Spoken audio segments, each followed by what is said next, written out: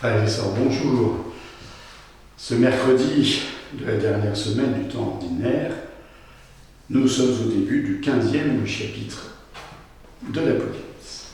Moi, Jean, j'ai vu dans le ciel un autre signe grand et merveilleux, 7 anges qui y tiennent 7 fléaux.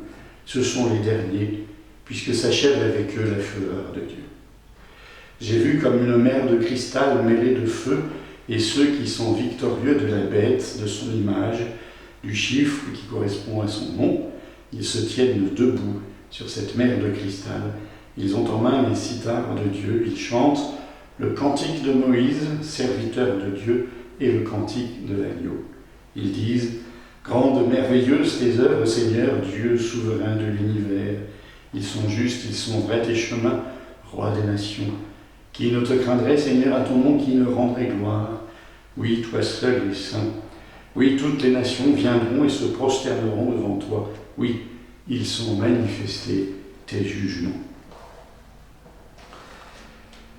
Voici donc un nouveau signe grand et merveilleux dans le ciel, qui fait écho à l'autre grand signe merveilleux dans le ciel, celui de la femme et du dragon, de la victoire de la femme et de son fils. Donc à distance, l'Apocalypse construit donc un parallèle entre ces deux signes, qui sont deux signes de victoire. La victoire de la femme et de son fils, la victoire du salut, et cette fois-ci, une deuxième scène de victoire, la victoire de ceux qui sont victorieux de la bête et de ses illusions, de son image, la victoire de ceux qui ont mis leur fidélité à suivre l'agneau partout où il va. Ces 144 000 que nous avons évoqués ces jours derniers, et puis tous les autres. Et ces 144 000 et tous les autres, ces victorieux de la bête et de son image, se tiennent debout sur cette mer de cristal. Et là encore, le livre de l'Apocalypse construit un autre parallèle en s'appuyant sur cette figure qui est la seule figure de tout l'Ancien Testament qui soit citée expressément dans l'Apocalypse, la figure de Moïse. Ces victorieux, ils chantaient le cantique de Moïse, serviteur de Dieu, et le cantique de l'agneau.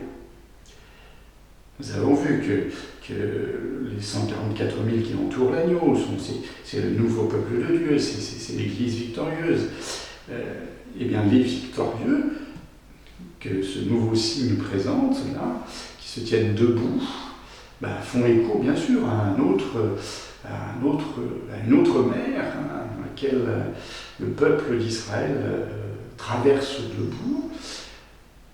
Le grand signe de l'Exode, Moïse, serviteur de Dieu, qui conduit son peuple. Et à travers ce parallèle, s'appuyant sur ce parallèle, eh bien, l'Apocalypse exprime, que de siècle en siècle, la victoire de l'agneau est promise, la victoire de l'agneau est toujours là. Même si l'histoire et les circonstances font que le mal réapparaît, que les vicissitudes de l'histoire nous font parfois revenir en arrière ou éprouver de nouveau difficultés et persécutions ici ou là, la victoire de l'agneau est toujours là, toujours actuelle dans l'histoire et actuelle dans chacune de nos vies, et c'est la victoire de l'agneau qui est notre horizon.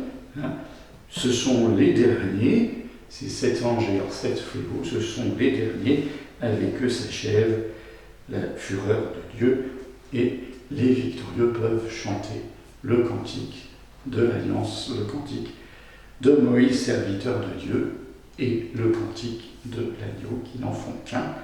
Grande, merveilleuse tes œuvres, Seigneur, Dieu de l'univers.